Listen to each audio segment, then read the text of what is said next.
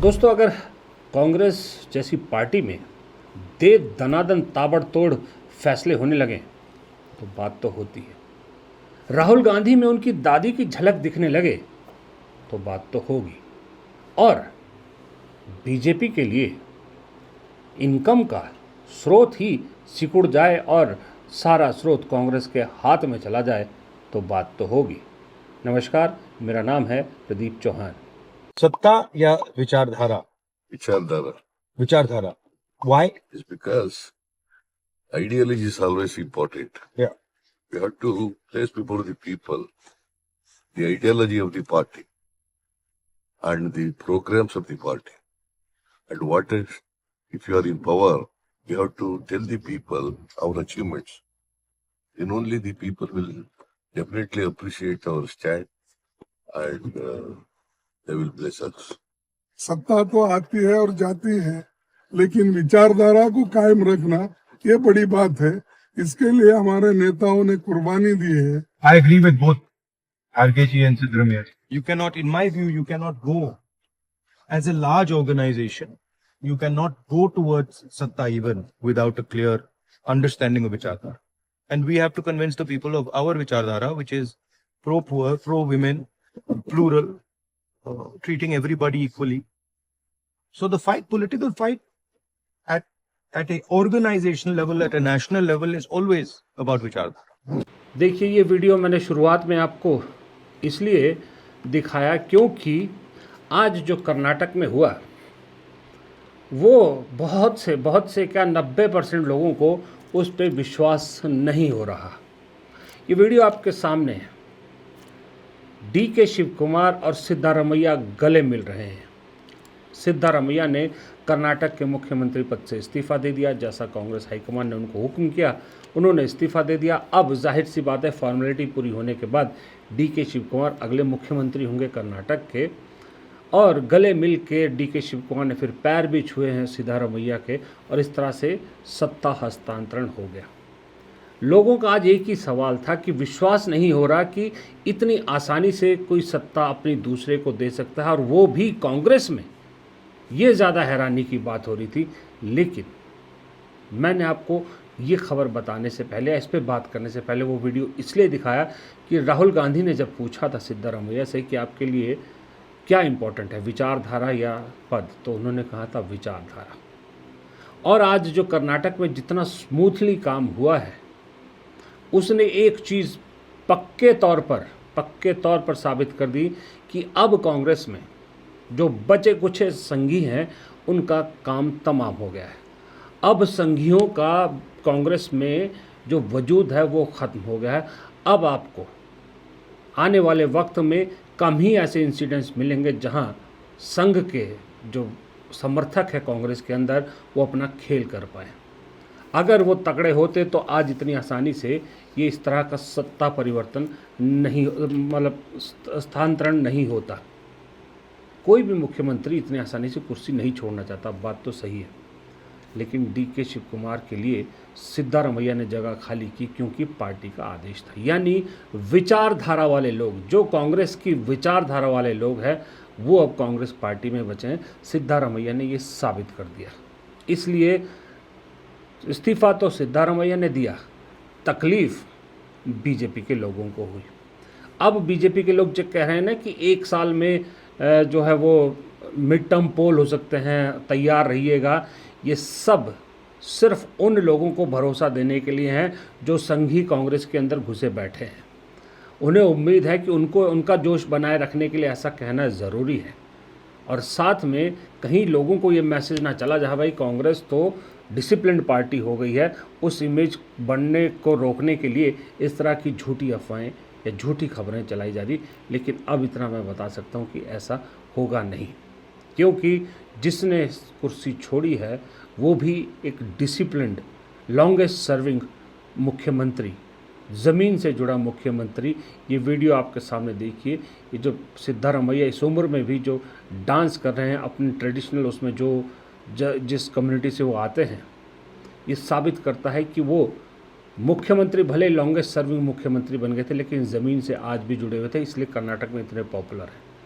ऐसी शख्सियत ने जगह छोड़ी है और जिस शख्सियत ने जगह ली है वो तो कांग्रेस विचारधारा का कट्टरपन का हाईएस्ट लेवल क्या हो सकता है उसका जीता जागता उदाहरण है। जिस आदमी ने 50 दिन जेल काटी, तरह तरह की यातनाएं सही, फिर भी सिर्फ एक सोनिया गांधी के एक शब्द पर कि हम पूरी पार्टी आपके साथ है, इस पर सब कुछ सहा। न सिर्फ सहा, बाहर निकल के पार्टी की कमान जब मिली तो पार्टी को मजबूत किया और ऐसी जीत दिलाई जो कांग्रेस के आने वाले कई दशकों तक इतिहास में रहेगा कि कर्नाटक में इतनी ज़बरदस्त जीत कांग्रेस को मिली थी और DK शिव कुमार ने दिलाई थी। तो सही आदमी को सत्ता मिली है, सही आदमी उत्तराधिकारी बना है। अब ये तो कर्नाटक की बात हो गई, अब ये सारा चीज़ें आपको मालूम है, इसको मैं दोबारा नहीं दोहराऊंगा।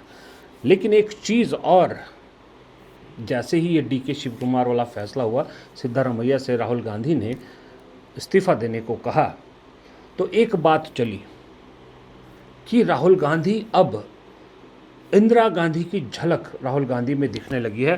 राहुल गांधी ताबड़तोड़ फैसले लेने लगे हैं, चाहे वो VD सतीशन का फैसला हो, चाहे विजय के साथ जाने का फैसला हो, चाहे ये DK शिव कुमार को सत्ता सौंपने का फैसला हो। बात सही है। इंदिरा गांधी का एक रूल था, रूल क्या, एक अनलिखा रूल था कि अगर आपको काम करना है, पार्टी के हिसाब से काम करना है तो मोस्ट वेलकम है। आपको पार्टी आपके काम से ज़्यादा इज्जत देगी। लेकिन आपको सिर्फ सत्ता चाहिए, आपको सिर्फ पद चाहिए, तो आपके लिए पार्टी में कोई जगह नहीं है। आपको जहाँ ये सब मिले आप वहाँ जा सकते हैं। ये क्लियर फंडा था इंदिरा गांधी का। राहुल गांधी इसी फंडे पर अब काम कर रहे हैं। तो अब सवाल ये उठता है कि राहुल गांधी जो मौजूदा कांग्रेस का इंदिराकरण कर रहे हैं, क्यों कर रहे हैं, या कर रहे हैं तो इतनी लेट क्यों कर रहे हैं? लेट क्यों कर रहे हैं उसका तो कारण सीधा सीधा ये है कि अब तक आपको मालूम है राहुल गांधी को कांग्रेस के अंदर ही बहुत से लोग नीचे खींचने वाले थे। राहुल गांधी ने बड़े पेशेंटली, बड़े धीरे धीरे पहले कांग्रेस को बदला। आज की डेट में जब वो 90% कांग्रेस को बदल चुके हैं, तब ये फैसले लेने की उनकी हिम्मत हुई है, या उन्होंने ये फैसले लेने का फैसला किया है कि अब जो होगा मेरे हिसाब से होगा, जो होगा तुरंत होगा। सोचिए, उस वक्त जब राजस्थान में वो सारा मामला हुआ था, अशोक गहलोत से जब इस्तीफा मांगा गया था और उन्होंने मना कर दिया था, वो कांग्रेस और आज की कांग्रेस में कितना फ़र्क है। अगर आज के जैसी कांग्रेस, जितनी आज राहुल गांधी के हिसाब से जो कांग्रेस में बदलाव आया, अगर उस वक्त आए होते तो सचिन पायलट उस वक्त मुख्यमंत्री बन गए होते। अशोक गहलोत की हिम्मत नहीं थी कि वो इस्तीफा ना देते। लेकिन तब की कांग्रेस जरा संघियों से भरी पड़ी थी, उनका दबदबा था। आज की कांग्रेस कुछ अलग है, इसलिए राहुल गांधी ये फैसले ले पा रहे हैं। अब वो इंदिरा गांधी क्यों बने, क्यों इंदिरा गांधी की तरह फैसले लेने लगे, उसकी सीधी वजह यह है कि राहुल गांधी जानते हैं कि कांग्रेस की सबसे बड़ी कमज़ोरी यही है कि फैसले वक्त पे नहीं ले पाती है। ये सबसे बड़ा इल्ज़ाम लगता है। इंदिरा गांधी की तरह फास्ट डिसीजन लेने का 3-4 उदाहरण राहुल गांधी ने अभी रख दी। लेकिन उसमें आपको एक चीज़ और देखनी पड़ेगी कि राहुल गांधी दक्षिण का किला अपना इंटैक्ट क्या मजबूत करना चाह रहे थे। ये हम कई बार बात कर चुके हैं, लेकिन कभी ये भी सोचिए कि राहुल गांधी दक्षिण का किला मजबूत क्यों करना चाहते हैं। सिर्फ इसलिए नहीं कि 129 लोकसभा की सीटें हैं और 2029 में अगर 129 सीटें जिस तरफ जाएंगी, जो एक तरफ अगर कांग्रेस के साथ होली तो बहुत बड़ा खेल हो जाएगा, वो तो है, उसमें कोई डाउट नहीं है। लेकिन उसके अलावा भी ज़रा ध्यान से देखिएगा, बहुत सारे फैक्टर हैं। आप ज़रा नज़र दौड़ा के देखिए, जो दक्षिण भारत में अभी चेहरे हैं कांग्रेस के पास, राहुल गांधी की टीम में जो चेहरे हैं, इनफैक्ट मैं ये कहूँगा, तो मैं बार बार राहुल गांधी इसलिए कह रहा हूँ कि फैसले राहुल गांधी ले रहे हैं। अब जिस दिन ये कर्नाटक वाला होना था, खुद मल्लिकार्जुन खड़गे ने मीडिया से कहा कि इसका फैसला राहुल गांधी लेंगे, जबकि अध्यक्ष मल्लिकार्जुन खड़गे। तो इसका मतलब साफ है, अगर राहुल गांधी फैसला कर्नाटक का ले सकते हैं तो सारे फैसले राहुल गांधी के ही हैं। तो टीम राहुल गांधी है, और राहुल गांधी ने अपनी टीम को कितना मजबूत बनाया दक्षिण में, ज़रा नज़र दौड़ाइए। सबसे पहला नाम आप किसका देखें, उनकी टीम में सबसे स्ट्रॉन्ग जो इस वक्त दिख रहे हैं, DK शिव कुमार कर्नाटक से। DK शिव कुमार की खासियत क्या है? पार्टी के सबसे बड़े संकट मोचक। जब भी पार्टी में कोई मुसीबत आती है, किसी भी राज्य में कुछ गड़बड़ होती है, कुछ समाधान नहीं निकल रहा होता, वहाँ डीके शिव कुमार को भेज दिया जाता है। कहने को तो चाणक्य किसी और को कहा जाता है, लेकिन वो दिल्ली में बैठे और मजबूत पार्टी को चलाने वाले चाणक्य नहीं, ये असली चाणक्य है मेरे हिसाब से। और दूसरी बात, खुद भी बहुत बड़े बिजनेसमैन हैं, बहुत बड़ा बिजनेस एम्पायर है इनका, और उसके अलावा इनके बहुत सारे कॉन्ट्रैक्ट ऐसे हैं कि जो पार्टी के लिए जो संसाधन है ना, संसाधन समझ रहे हैं, आर्थिक स्थिति, उसको लाने का बहुत बड़ा योगदान जो भी अभी पार्टी में आ रहा है और जो आगे बढ़ेगा, डीके शिव कुमार पर है। इसलिए पार्टी के लिए बहुत अहम रोल अदा करते हैं डीके शिव कुमार दो तरह से। अब आइए दूसरे पर, साथ में लगते तेलंगाना में। तेलंगाना कौन? रेवंत रेड्डी। रेवंत रेड्डी इस वक्त कांग्रेस में सबसे बेहतरीन रणनीतिकारों में से एक है। वो स्ट्रैटेजी, इलेक्शन स्ट्रैटेजी, चुनाव कैसे लड़े जाएं, उनसे बेहतर कोई नहीं समझता। बेहतरीन रणनीतिकार, और साथ में वो भी डीके शिव कुमार की तरह खुद तो बड़े बिजनेसमैन नहीं है, लेकिन संसाधन जुटाने में कांग्रेस के लिए सबसे ऊपर की श्रेणी में आते हैं। डीके शिव कुमार के साथ दूसरा नाम उनका जुड़ता है, वो हैं रेवंत रेड्डी। फिर आइए तीसरा चेहरा, वीडी सतीशन। राहुल गांधी ने क्यों चुना केरल में? क्योंकि वीडी सतीशन को इसलिए चुना, चाहते वो केसी वेणुगोपाल को चुन सकते थे, लेकिन जो चीज़ केसी वेणुगोपाल पर भारी पड़ गई वीडी सतीशन की, वो है उनका पॉपुलर इमेज, यानी जन नेता। जन नेता चुना केरल में अपने खास आदमी के ऊपर, विधायकों की पसंद के ऊपर जन नेता को मुख्यमंत्री बनाया। मैसेज क्लियर है कि पब्लिक सिंपैथी जिसके साथ है वो पार्टी का चेहरा होगा। फिर आइए तमिलनाडु में विजय। विजय का साथ क्यों तुरंत राहुल गांधी ने चुना? क्यों अपने पुराने सहयोगी जिसे बड़ा भाई कहते स्टालिन, क्यों उसको छोड़कर तुरंत विजय के साथ गए? विजय आज की डेट में खास करके दक्षिण भारत में यूथ आइकन है। युवा जेनजी ने उन्हें चुना है, उनकी पार्टी को भर भर के वोट दिया।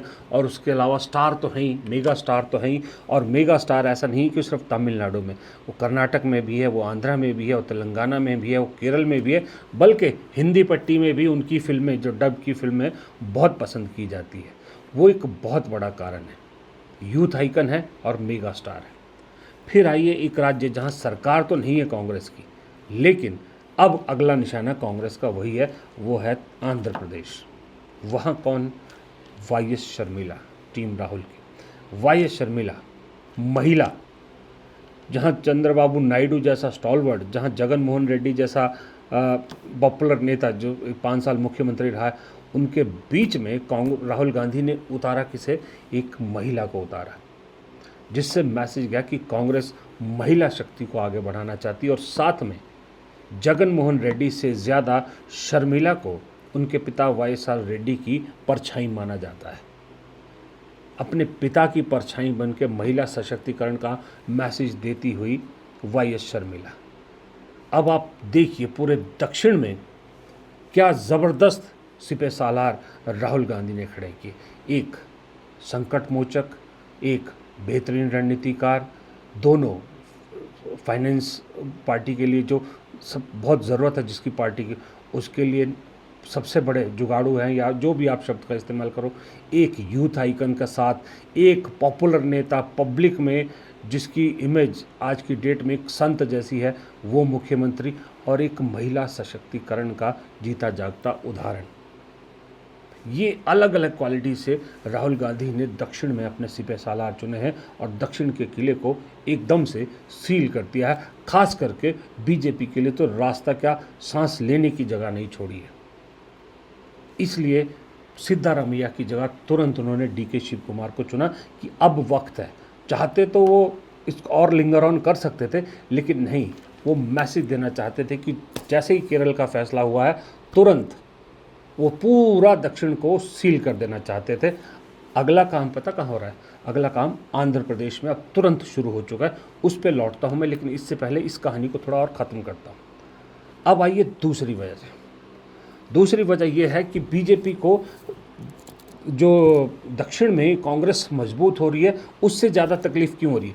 ये तो है ही कि 129 लोकसभा सीटें हैं। और बीजेपी को वहाँ 3, 4, 5 सीटों से ज़्यादा की उम्मीद नहीं है।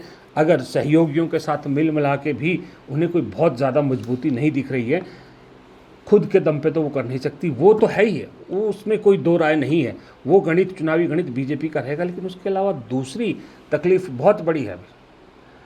जब बीजेपी ने कांग्रेस को ख़त्म करने की कोशिश की तो सिर्फ राजनीतिक रूप से नहीं की, कांग्रेस के नेता अपने यहाँ पर शामिल करके और जो नहीं आए हैं उन्हें जेल में डाल के या दूसरे हथकंडे अपना के सिर्फ पॉलिटिकली ख़त्म करने की कोशिश नहीं की, कांग्रेस की सांस बंद करने की कोशिश की होगी। आपको याद है लोकसभा चुनाव के दौरान भी हुआ, पार्टी का फाइनेंस ख़त्म करने की, फाइनेंस की जो नाड़ी है उसको दबाकर पूरा सिस्टम कांग्रेस का कोलैप्स करने की कोशिश की थी। ये तो कांग्रेस है, पुराना पेड़ है, थोड़ी सी सांस पे फिर भी जिंदा है। लेकिन अब आप देखिए ज़रा इन 5 राज्यों के इन शहरों पर नज़र दौड़ाइए। हैदराबाद, बेंगलुरु, चेन्नई, त्रिवेंद्रम और कोची, विजयवाड़ा, विशाखापट्टनम, ये ऐसे शहर हैं भाई साहब जो हमारी देश की इकोनॉमी में कंट्रीब्यूशन के हिसाब से अगर आप देखोगे शहरों को तो टॉप में आते हैं। इसीलिए दक्षिण भारत के लोग कहते हैं ना कि हम सबसे ज़्यादा कंट्रीब्यूशन करते हैं और हमें उसके बदले में मिलता बहुत कम है। ये वो शहर हैं जो सबसे ज़्यादा कंट्रीब्यूट करते हैं इस देश की इकोनॉमी में। और ये सारे के सारे शहर अभी अगर आप विजयवाड़ा और विशाखापट्टनम को छोड़ दो तो बाकी सारे शहर किसके रूल में है? कांग्रेस और कांग्रेस के सहयोगियों के रूल में। विजयवाड़ा, विशाखापट्टनम आंध्र प्रदेश में चंद्रबाबू नायडू के, बीजेपी का वहाँ कोई खास वो नहीं, बीजेपी को वहाँ से कुछ हासिल नहीं होता है। अब अगर अगला जो स्टेप है जहाँ कांग्रेस ने काम शुरू कर दिया है उसमें कामयाब हो जाते हैं तो कुछ सालों में ये शहर भी कांग्रेस के पास होंगे। तो कांग्रेस की जो पार्टी की आर्थिक स्थिति है, जो पार्टी की लाइफलाइन है, किसी भी पॉलिटिकल पार्टी की लाइफलाइन होती है जो संसाधन, धन, इनसे बड़े उस स्रोत जो है उसके पूरे देश में और कोई नहीं है। भले आप यूपी जीत लो, भले आप बिहार जीत लो, भले आप मध्य प्रदेश जीत लो, आप केंद्र की सत्ता तो हासिल कर सकते हैं जनाब, लेकिन इन राज्यों से अगर आप पार्टी को आर्थिक रूप से स्ट्रॉन्ग करना चाहते हैं तो कोई मदद नहीं मिलती है। आर्थिक मदद मिलती है पार्टी को, आर्थिक संजीवनी जो मिलती है वो हमेशा दक्षिण भारत से मिलती है। इसलिए कांग्रेस ने हमेशा दक्षिण भारत को अपने सीने से लगा के रखा। 77 की आंधी में जब पूरे भारत ने कांग्रेस का साथ छोड़ दिया था तो दक्षिण ने तब भी कांग्रेस को संभाला था। इसलिए राहुल गांधी ने दक्षिण सबसे पहले चुना है, दक्षिण से यात्रा भी शुरू की थी और दक्षिण से ही ये 29 की यात्रा शुरू की है। और बीजेपी को सबसे ज़्यादा तकलीफ़ यही है कि ये जो असली सोर्स है इनकम के, जिन शहरों से असली पार्टी को जान मिलेगी वो तो सब कांग्रेस के पास चले गए, इसलिए ज़्यादा तकलीफ़ हो रही है। अब आइए जो दूसरा पार्ट शुरू किया कांग्रेस ने वो ये है कि दक्षिण में अभी सिर्फ और सिर्फ एक विंडो खुली है और वो विंडो खुली है आंध्र प्रदेश की। उस विंडो से हवा तो आ रही है लेकिन बीजेपी के लिए हवा नहीं है। बीजेपी को जो है अंदर कुछ स्पेस नहीं है, वो चंद्रबाबू नायडू का है। अब उस एक विंडो को भी बीजेपी के लिए बंद करने के लिए कांग्रेस ने कवायद शुरू कर दी है और वो कवायद शुरू की है कि अपने पुराने रूठे हुए साथी यानी जगन मोहन रेड्डी को अपने साथ लाने की। जी हाँ, कहा यह जा रहा है कि वाई.एस. शर्मिला जो वहाँ कांग्रेस प्रदेश अध्यक्ष है और जगन मोहन रेड्डी की बहन है, उन्हें किसी एक राज्य से राज्यसभा भेजा जाएगा। अभी वाई.एस. शर्मिला को रिवॉर्ड दिया जाएगा, अब तक जो उन्होंने आंध्र प्रदेश में मेहनत किया उसके लिए उन्हें राज्यसभा भेजा जाएगा। इन बिटवीन जो जगन मोहन रेड्डी है उसके साथ कांग्रेस तालमेल कर रही है। कोशिश तो ये है कि पहले साथ आए, लेकिन राहुल गांधी चाहते हैं कि कुछ ऐसा सिस्टम बने, कुछ ऐसा जुगाड़ बने कि जगन मोहन रेड्डी अपनी पार्टी को ही कांग्रेस में मर्ज कर दें। लेकिन अगर वो मर्ज नहीं भी करते हैं तो दोनों साथ आ जाए और जल्द से जल्द आ जाए। इस सारे कवायद में वाई.एस. शर्मिला कहीं अपने आप को ठगा महसूस ना करे, क्योंकि भाई से अलग होकर उन्होंने पूरी लड़ाई लड़ी थी, भाई के खिलाफ भी लड़ी थी। वो अपने आप को ठगा हुआ महसूस ना करें, अपने आप को छोटा महसूस ना करें, इसलिए उन्हें राज्यसभा भेजा जाएगा।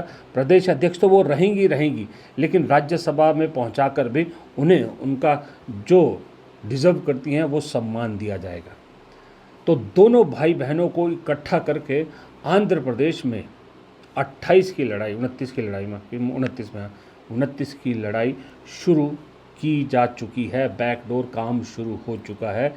जगन के साथ एक चैनल खुल गया है और उस चैनल का सबसे बड़ा चैनल करता पता कौन है? उस चैनल में जो सबसे बड़ा लिंक है उसका नाम है DK शिव कुमार और रेवंत रेड्डी। यही दो वो नेता हैं जो इस चैनल के थ्रू कांग्रेस और जगन के बीच में जो खाइयां हैं उसे पाटने की कोशिश कर रहे हैं। और सोचिए, जगन अगर कांग्रेस के साथ आ जाते हैं तो एक जो खिड़की छोटी सी बीजेपी के लिए खुली है वो भी बंद हो जाएगी। दक्षिण कंप्लीट बंद। फिर भले ही बीजेपी के पास आज 10,000 करोड़ है, बड़ा संसाधन है, सब कुछ है। देखिए, ये तो आप जो प्रैक्टिकल बातें हैं वो तो आप भी मानोगे, चाहे हम अपनी ज़िंदगी में देखें, चाहे पॉलिटिकल पार्टीज़ का देखें।